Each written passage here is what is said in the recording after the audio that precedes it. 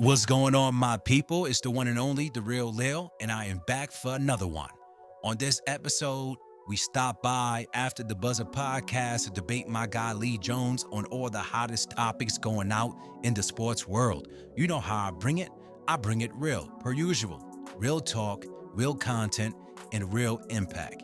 But anyway, I hope you guys enjoy the show. Once again, the real Lil is bringing his talents to After the Buzzer podcast to debate my guy Lee Jones on all the hottest topics going on. Again, make sure you like and subscribe to the channel and support new media.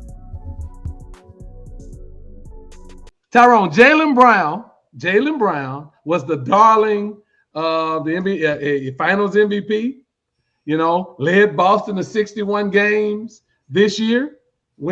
Got put out in the playoffs, but he's been in the media a lot lately. And, it's a mixed bag because people are now starting to turn on Jaylen Brown. And I think the media is. Why do you think that is? What do you think the Celtics should do with him? And what team do you think would be a good team to look at trading for Jaylen Brown if that's the end result? Wow. It's a lot to unpack there, man. I think, first of all, Jaylen Brown, he's outspoken. And so once you come in and you start doing a lot of that, we know that the narrative around you will change, and people don't like you when it's almost like that shut up and dribble type statement or whatever, if his game, he has done enough for his team. His game has improved every year. He's carried the team well. Tatum was out, but they never, in Boston, they're never going to give him the treatment or the level of respect that they give Tatum. Why? I don't know. Why? Personality, I believe. I think it's personality. I think Jason Tatum doesn't say much of anything. He goes out, does his game, and he chose the corporate line and all that good stuff, what he's saying. And the Brown is different. But do I think that they're changing the narrative about him? A lot of the loud mouths are saying different things, this and that, yeah. But I'm sure he doesn't want to be back in Boston. I mean, if you ain't gonna be around like that, not just you ain't gonna be around for Giannis. That's one thing. The Greek freak is the Greek freak. So but now they're still talking about trading him other different places. So basically they don't want you there anymore. So yeah, I would want out of there if I was him. But I know you asked the question, should they trade him? Yeah. Oh yeah. No, from a talent perspective, I say no.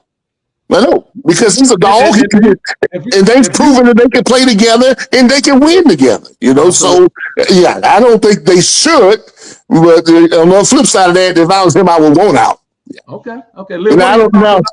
As far as where he goes, I don't have. He can go plug and play for a lot of teams, man. Absolutely. So yeah. Leel, what are your thoughts about Jaylen Brown? We talked a little bit about it on your show. But now, and that was centered around Giannis. Giannis is gone, and they still looking to trade this man. What are your thoughts, and why do you think the media has taken a different turn against Jaylen Brown? Well, the media isn't turning on Jaylen Brown. They was already against Jaylen Brown for years. Let's just be clear about that. Now, a lot of it has to do with starting off with trade rumors, right? Obviously, we know the guys that he was in trade rumors for: Kevin Durant, Anthony Davis, Giannis recently. And I find it very perplexing that not only did Jaylen Brown win the Finals MVP, right? It's not only that, because everybody brings that up. He also won the Eastern Conference Finals MVP. That's another thing.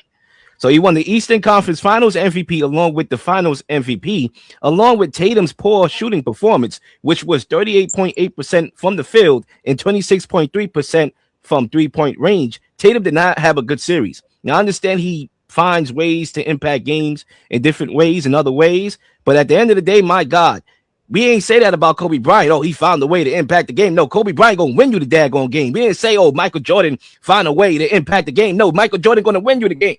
That's what great players do. And where was Tatum? So then you go with that. Then Brown gets absolutely disrespected. He doesn't make the Olympic team after just winning the Finals MVP, but Tatum does. And guess what happened to Tatum? He barely played. He was benched 2 games by Steve Kerr. All right, he was limited in the minutes that he played, but yet the smear campaign is against Jaylen Brown, which I don't understand why, because he just literally had his best season last year, averaging 28.7 points per game and led his team to the 2 seed.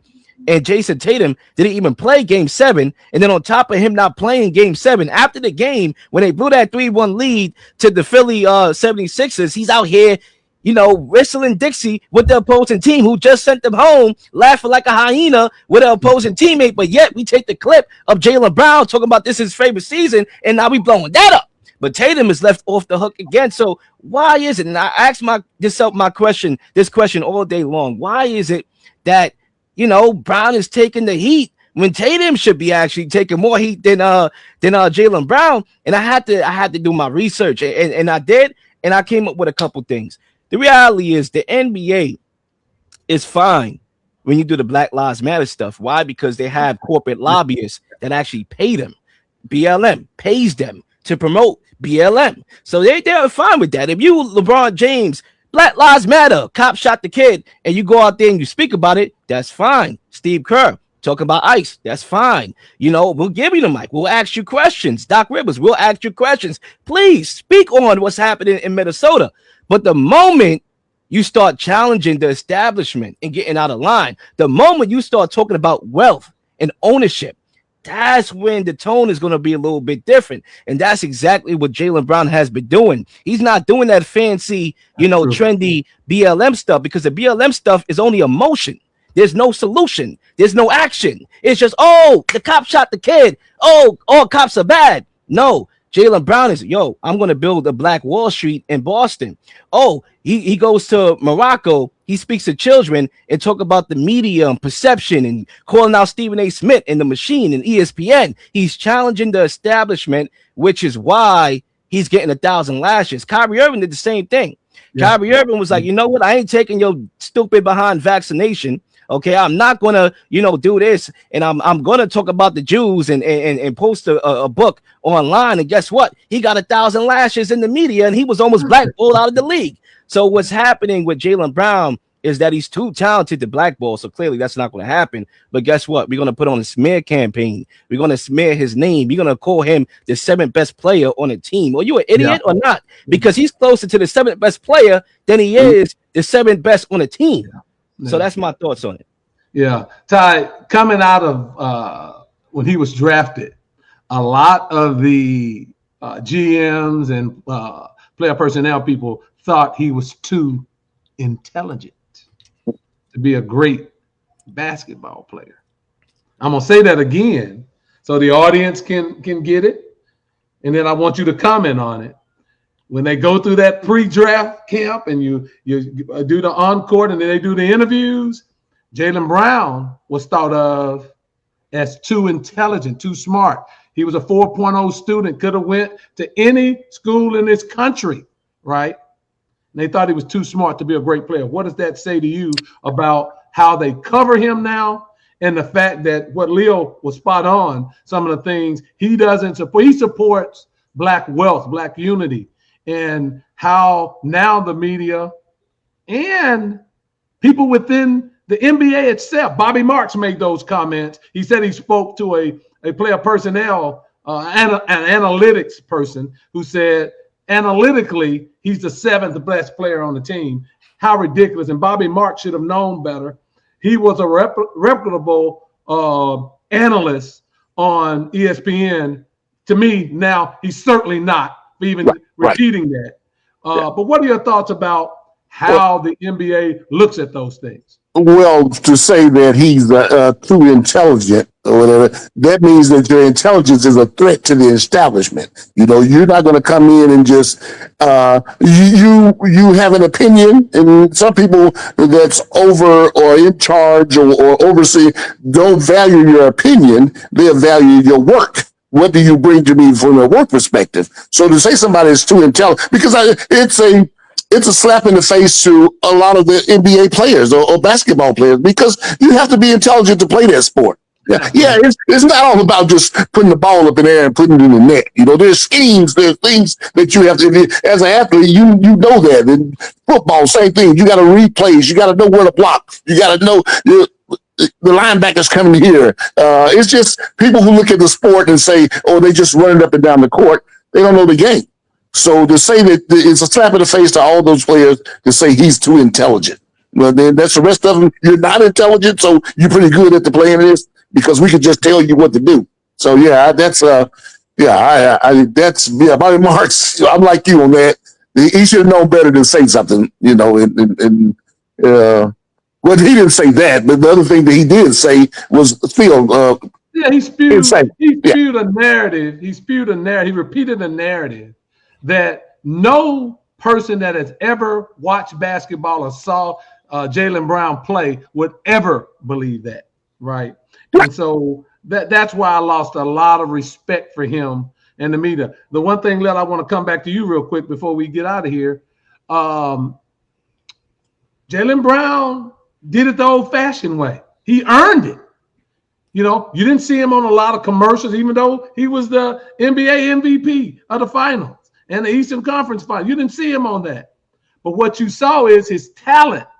And he's maxed out on one contract. And whoever gets him, he has a 2-year, $142 million extension waiting on it. So whoever trades for him. So he's done it the old-fashioned way. Is there something to be said, Leel, for doing it that way? Do you think more modern athletes have the gumption or the fortitude to go that route? Or do you think they fall in line with the status quo? Yeah, a lot of these guys fall in line with the status quo. That's evident. And again, the NBA will allow you to do certain things, but you can't cross a line. Again, there's lobbyists that pay the NBA to promote certain agendas and whatnot. So they'll give you a mic. They'll put it in your face. They'll let you talk about political stuff if it fits the narrative. They'll let you talk about Black Lives Matter stuff if it fits the narrative. But once you start getting out of line, and what I mean getting out of line, you start talking about bigger things, actually solutions, right? Things that actually impacts us way beyond an anomaly of a situation. Then that's where things get problematic. And that's why when they talked about how he's too intelligent, it was like, okay, I see something in this guy and he might say something that might spark something, that might spark a revolution. Now, Jaylen Brown has to realize that he has a lot of power because obviously of his, status and whatnot. He's a great basketball player. He's very known. He has social media. So he has a big following. So it's very easy to get caught up, in the cycle, in the system. So I hope that he wakes up, which he, clearly is in the middle. And I feel like he could go either one or two ways. And I feel he chooses, and I wish he chooses the right path because he could really shake up a lot of stuff. Kyrie Irving did the same thing. Kyrie Irving was trying to wake people up. He got 1,000 lashes for it. Like I say, he was almost blackballed out of the league. So if Jaylen Brown could follow in those footsteps and actually wake up people, then he's a far more bigger threat than anybody is in the NBA right now. Yeah. Kyrie Irving is my favorite athlete in the NBA because no matter what they try to do to Kyrie Irving, Leel, his talent is so good and he's so great that, to your point, he took it and he came out the back end and he's going strong. He got his contract and getting ready to get another one. And think about it. Sean Marks literally gave Kyrie Irving an ultimatum. Yep. Go against what you believe in and sign this contract, or stay with what you believe in, and guess what? We ain't paying you. And he had Dr. Anthony Fauci right next to him with the daggone shot in his hand. All right, and Kyrie Irving said, you know what? I'll pass. I'll stick to what I believe in. And guess what? It worked out for him. Just like how it worked out for Muhammad Ali, just like how it worked out for the rest of the guys that actually challenged the establishment. That's why I like having this guy, Tyrone. This guy. Oh, yeah. I love it. Ladies and gents, if you like what you heard, make sure you support. Obviously, you can catch more episodes of me on The Real Leel Show on After the Buzzer as well. Obviously, here on The Real Leel Show, we drop more content. So make sure you support new media, like and subscribe and share. And also, we got more content coming your way. I got more clips from this episode that's going to be dropping on the platform, and I got more content on The Real Leel Show coming soon. Tap in.